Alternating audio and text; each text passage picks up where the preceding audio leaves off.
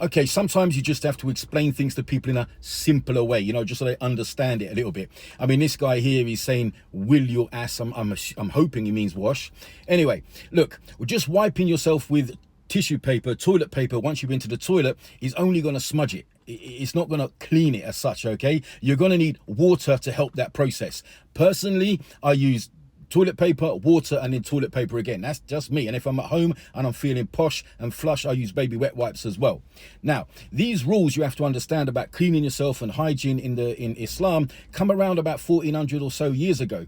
And it was only a few hundred years ago in this country, in England, in Britain, where it was considered unhygienic. It was considered dirty to bathe more than once a year. Once a year. And these people are talking about once a week. Of course, nowadays, modern Muslims in these countries have access to showers and water like everyone else. So we always shower most days, if not every day, most days. Of course it is.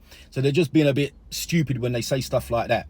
However, the whole tradition of brides taking a bouquet of flowers to a wedding was to disguise the smell of the bride. The whole we used to wear wigs in this country, long curly wigs, to hide the nits and the lice in their hair. The white used to paint their faces white because they had such bad skin, and dental hygiene was non-existent. So at a time where this country was still painting our faces blue and running around Stonehenge, as mad as lollies, these people in these countries were hygienic. They were washing daily, weekly, daily, after ritually, to pray and things like this. When the Europeans went to the Middle East and to Africa and to other countries, the natives of that land complained about how the Europeans smelt, how they stunk.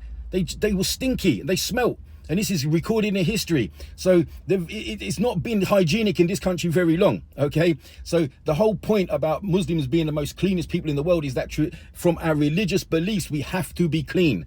We have to. People that, I have a shower every day. Yeah, everyone has a shower every day.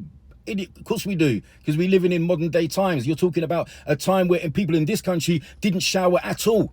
In fact, soap was brought to this country from the Middle East. When you go to the Middle East, they brought soap back from the Crusades. So, anyway, sometimes you just have to numb it down a bit for these people because they get a little bit excited. They find a word and they go on it, and then, that's what they do. Anyway, people, stay clean, stay blessed. Peace.